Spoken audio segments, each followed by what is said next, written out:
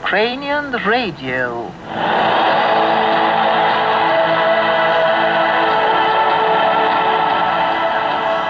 In this half-hour broadcast of Radio Ukraine International, you will hear the news bulletin, Ukrainian Perspective, a program of news reports and commentaries, and our regular feature, Reading Lounge, presenting literary works by famous Ukrainian writers and poets. First, the news read by Ivan Zhezhera. 2 Ukrainian troopers were killed and 2 more were wounded during Monday clashes with pro-Russia separatists. Presidential administration spokesman Alexander Mutuzyanik said this at a Tuesday briefing in Kyiv. According to him, it happened in the afternoon in Luhansk region. The enemy tried to outflank us, overrun our positions, and make his way deeper into the government-held territories. Ukrainian troops fought back, so the enemy was forced to retreat, said the official. The presidential administration spokesman added that using the ceasefire to their advantage, engineers of Ukraine's armed forces continue to strengthen defenses along the entire front line in Donbas. The Trilateral Contact Group for Settlement of Donbas conflict resumed negotiations in Minsk on Tuesday, Belarusian Foreign Ministry said. According to the ministry, the talks on the settlement have begun with a meeting of working groups coordinators. These were the groups for political, humanitarian, and economic affairs, as well as for security. Ukraine was represented by its permanent representative in the group, ex-President Leonid Kuchma. Leaders of pro-Russia separatists announced Tuesday that militants of the so-called Donetsk People's Republic would release 2 Ukrainian servicemen in exchange for 4 pro-Kremlin mercenaries.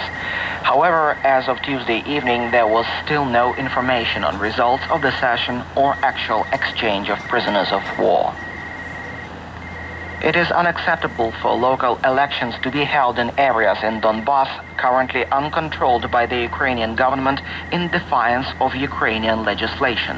Ukrainian Foreign Minister Pavlo Klimkin said this during a meeting with Federica Mogherini, EU High Representative for Foreign Affairs and Security Policy and Vice President of the European Commission.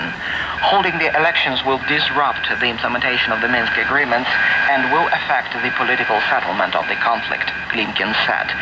The diplomats also confirmed that they share a common stance on the launch of the deeper and comprehensive free trade area between Ukraine and EU on January 1st, 2016.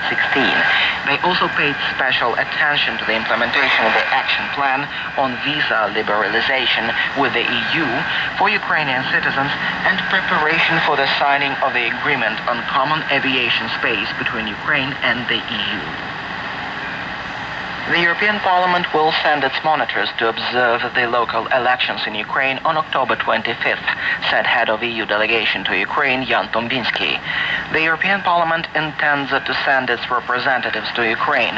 It is not common for the European Parliament to send monitors to local elections, but considering the situation in your country, we are ready to take this step, and I believe it will be justified, Tombinsky said in Kyiv on Tuesday. The Polish government approved granting of the loan worth 100 million euros to Ukraine. Certain requirements were set for Kyiv to obtain it, Wprost, a Polish media outlet, reports. Ukraine will have to meet certain requirements.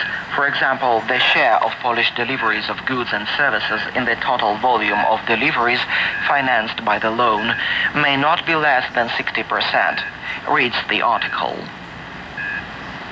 President of Ukraine Petro Poroshenko and his Polish counterpart Andrzej Duda are expected to meet during the UN General Assembly session in New York in late September. This has been announced by the press service of the Polish president.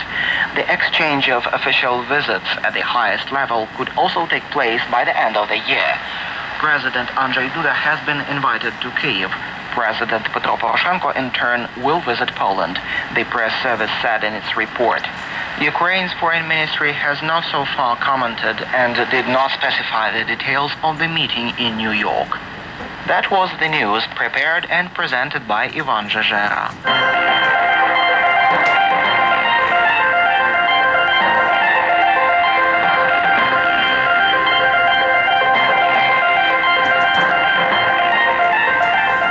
This is Radio Ukraine International with Ukrainian Perspective, a program of news, reports and commentaries. I am WRMI and the studio producer is Lyudmila Sudakova.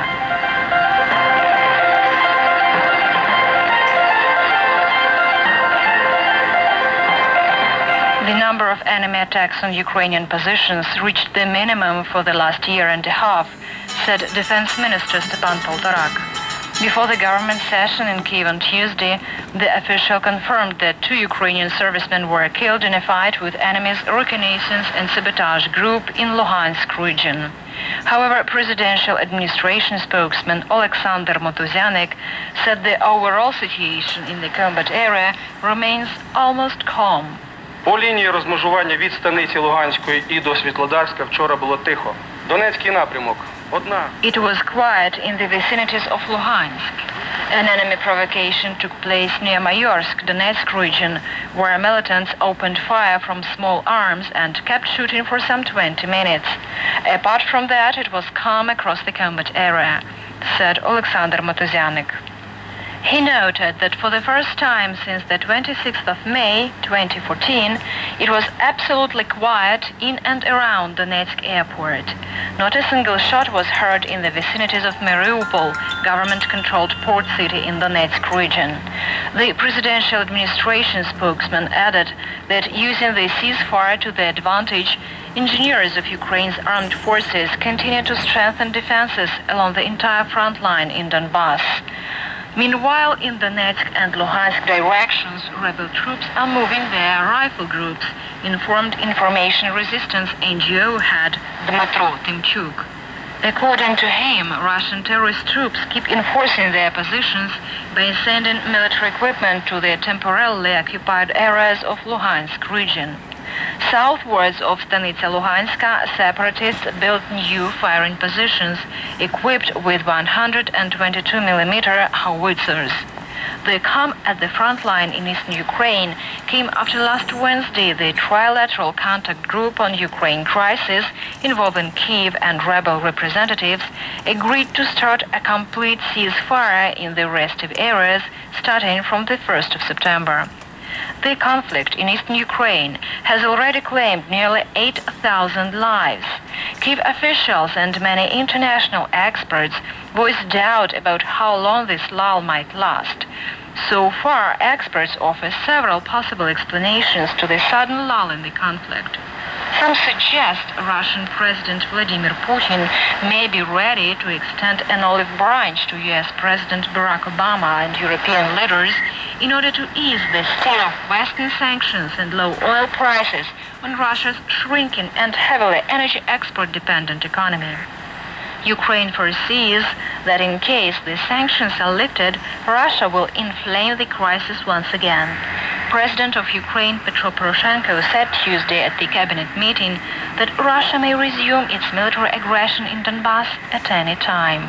Будь-який час, незважаючи на те, що вже 2 дні ми маємо повне припинення вогню. Any time, in spite of the fact that the truce has been maintained for several days already, I'm sure that a large-scale resumption of a military offensive by Russia and Russian-supported separatists remains the main threat for present-day Ukraine, Poroshenko said during an extended government meeting in Kyiv on Tuesday.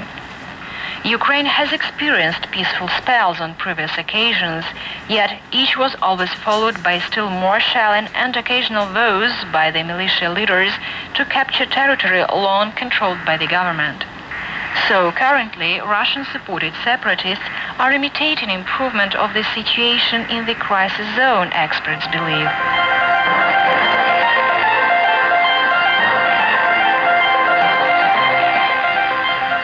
You are tuned to Radio Ukraine International, and we continue our news program, Ukrainian Perspective.